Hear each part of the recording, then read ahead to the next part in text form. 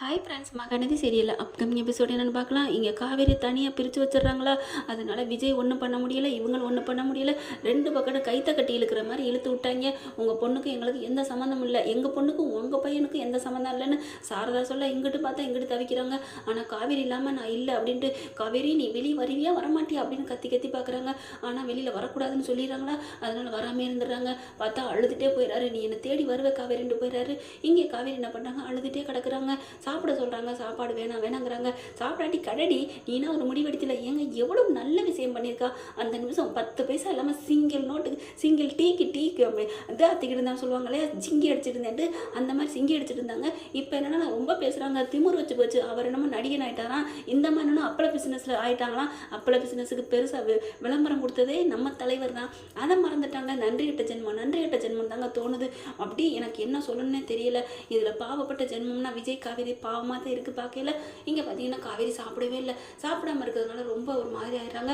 மறுநாள் காலையிலையும் சாப்பிட, முதல் நாள் ஃபுல்லாகவும் சாப்பிடலையா, சாப்பிடாம கடடி, எங்களுக்கு ஒன்றும் இது இல்லை, நீ சாப்பிடாம இப்படி போனாலும் ஒன்றும் பிரச்சனை இல்லை அப்படிங்கிற மாதிரி சாரதா சொல்கிறாங்க. ஒரு கட்டத்துக்கு மேலே அப்படியே மயங்கி விழுந்துடுறாங்க.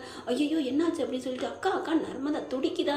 அதுக்கப்புறம் என்ன பண்ணுறது, கங்காலேருந்து என்னந்தான் நம்ம பிள்ளையாச்சே, நம்ம பிள்ளைக்கு இப்படி ஆயிடுச்சுன்னு தானே கத்துறாங்க. அதனால் கூட்டிகிட்டு வேகமாக ஆஸ்பத்திரி கொண்டு போகிறாங்க.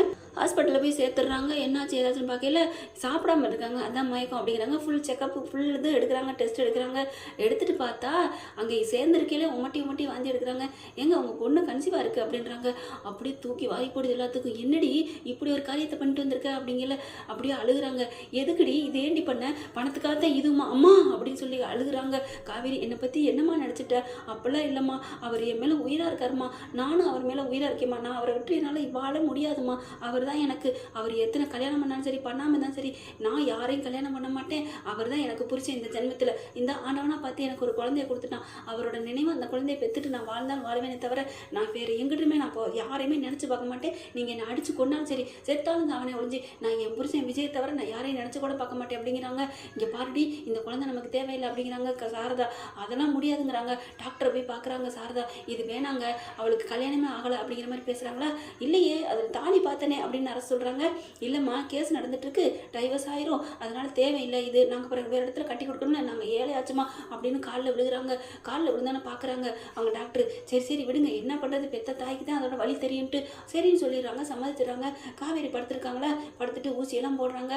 அதை வேணாம்னு எடுக்கிறதுக்கு பார்த்தா காவேரி எதுக்குங்க இதெல்லாம், எனக்கு ஒன்றுமே இல்லை, சாப்பிட்டா சரியாக போயிடும், நான் எந்திரிக்கிறேன் அப்படிங்கிறாங்களா. இருங்க மேடம்னு ஊசிலாம் போட்டுறாங்க. அடுத்து நர்ஸ் என்ன பண்ணுது, அதுக்கு மனசு கேட்கல. ஏங்க உங்கள் அம்மா என்ன சொன்னாங்க தெரியுமா, என்ன அப்படிங்கிற டாக்டர்கிட்ட சொன்ன விஷயத்த சொன்னோன்னே படார்னு பிடுங்கி குளுக்கோஸ்லாம் தூக்கி எறிகிறாங்க. என்ன நினச்சிட்டு இருக்காங்க, எல்லாரும் வெளியே உட்காந்துருக்காங்களா. டக்குன்னு வெளியே வருது, டாக்டர் வராங்க. என்னம்மா எங்கே எந்திரிச்சு போகிற அப்படிங்கிறாங்க. என்ன நினச்சிட்டு இருக்கீங்க, என்ன நினச்சிட்ருக்கீங்க, என் குழந்தைய வந்து பிரிக்க பார்க்குறீங்களா அப்படிங்கிற சாரதா தூக்கி போடுது.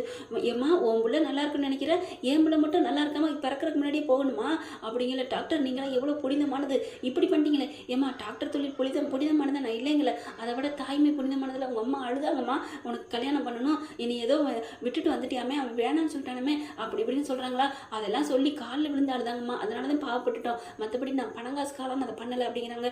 நல்லா புரிஞ்சுக்கோங்க, என் புருஷன் விஜய் குண்டு கலாட்டம் இருக்கிறாரு, அவரோட தான் நான் வாழுவேன், அவரோட தான் நான் இனிமேல் உயிரை விட்டாலும் அவர் மடியில் தான் விடுவேன், இனிமேல் ஜென்மத்துக்கு உங்கள் மூஞ்சிலே முடிக்க மாட்டேன், இப்படி ஒரு பாதகத்தை பண்ணிட்டீங்க, சரி இங்கெல்லாம் என்ன மனுஷ ஜென்மம் அப்படின்னு கத்திட்டு இருக்காங்க. கரெக்டாக அவங்க ஆஸ்பத்திரிக்கு போகையிலே இங்கே நடுமதான் என்ன பண்ணுறாங்க, தகவலை வந்து தாத்தாவுக்கு விஷயத்தை சொல்லிட்டு தான் போகிறாங்க. தாத்தாவுக்கும் விஜய்க்கும் இந்த மாதிரி அக்கா மயங்கி விழுந்துட்டாங்க, என்னன்னு தெரியல, ஹாஸ்பிட்டலுக்கு போகிறோம் அப்படின்னு சொல்லிட்டு கரெக்டாக ஆஸ்பத்திரியில் வந்துட்டு இந்த ஆஸ்பத்திரி கொண்டாந்துருக்கோங்கிறதையும் தகவல் சொல்லிடுறாங்க.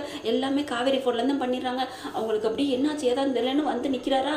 கரெக்டாக காவேரி பேசுனது எல்லாம் வரண்டாவில் வந்து கேட்டுறாரு. எனக்கு என் புருஷன் தான் எல்லாமே, என் புருஷன் தான், என் விஜய் விட்டு நான் யார்கிட்டையும் நான் வாழ மாட்டேன் அப்படிங்கிற. ஏய் இந்த அம்மா வேணுமா வேணாமாடி, அம்மா வேணும் இல்லைன்னு சொல்லலை, ஆனால் அம்மாவை விட எனக்கு ஆண்டவனை விட என் புருஷன் தான் எனக்கு முக்கியம் அப்படின்னு சொல்லிட்டு இப்போ ஒரு சிசு, அழகான சிசுமா என் வயிற்றுல உருவாயிருக்குமா, அதை எடுக்க தெரிஞ்சில்லைம்மா, எப்படிம்மா உங்களுக்கு மனசாட்சி இல்லையா. கங்கா நீனம்மா அப்படி, ஐயோ நானும் அப்படி இல்லடி அப்படிங்கிறாங்க. ஏதோ இந்த நர்மதா உயிரை காப்பாற்றணுமா நான் இப்படி பண்ணேன், அவள் தங்கச்சி உயிரை காப்பாற்ற நினச்சேன்னா என் வயிற்றுல உயிரா எப்படி நகமும் சதையுமா, அதுவும் என் என் உயிர்மா என் விஜய், அவரோட உயிர் என் வயிற்றுல வளருது, அதை நான் விட்டு கொடுத்துருவேனாம்மா? என்னை பற்றி நீ என்னம்மா நினச்சிட்ட? அவரே என்னை சேர்த்துக்க, ஏன் அவரெல்லாம் சேர்த்துக்காமலாம் போக மாட்டார், அவர் ஏதோ விளையாட்டுக்கு பேசிட்டாருன்னு அவர் சொன்னார்ல, இப்போ எனக்கு தெளிவு வந்துடுச்சு.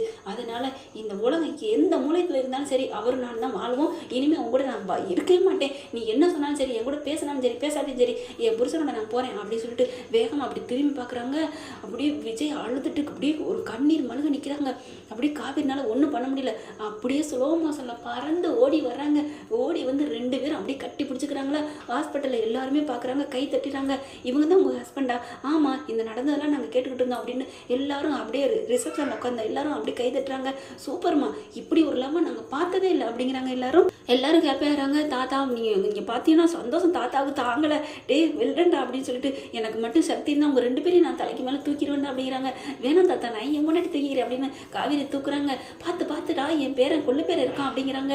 இவங்க காவேரி நம்ம வாங்க வீட்டுக்கு போவோம் அப்படிங்கிறாங்களா. பார்க்குறாங்க, போதுமா உங்கள் கண்ணு முன்னாடி என் பொண்டாட்டி நான் தூக்கிட்டேன், நான் தூக்குறதுக்கு என்னங்க, இது எல்லாம் ரைட்ஸ் இருக்குங்க. நான் தாலி 3 வாட்டி கட்டியிருக்கேன் என் பொண்டாட்டி கழுத்தில், ரெஜிஸ்டரும் பண்ணியிருக்கேன். அதில் போய் 1 வருஷம் நாங்கள் எழுதலாமா? நாங்கள் ரெஜிஸ்டருங்கிறது முறையாத்தான் பண்ணியிருக்கோம். என் பொண்டாட்டி யாராலையும் பிரிக்க முடியாது, என் தங்கத்தை என் செல்லத்தை வாடித்தாங்க, நம்ம வீட்டுக்கு போவோம் அப்படிங்கிறாங்க.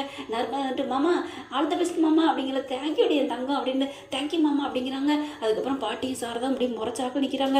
என்கிட்ட வாழ்ந்தா சரி அப்படிங்கிற மாதிரி. ஃப்ரெண்ட்ஸ், இப்படி போனால் சூப்பராக இருக்குங்களா? எப்படியோ காவேரி விஜய் குழந்தை பிறந்துட்டு இவங்க 2 பேரும் ஒன்று சேர்த்துரும் அப்படின்னு நினச்சோம். ஆனால் பிறக்கிறதுக்கு முன்னாடி அப்பாவை அம்மா ஒன்று சேர்த்துருச்சு. இப்படி போனால் சூப்பராக இருக்கும். இந்த பற்றி உங்களுக்கு பிடிச்சிருந்தா உங்கள் பொண்ணான கையில் லைக்கை போட்டு சப்ஸ்கிரைப் பண்ணிடுங்க. Thank you friends.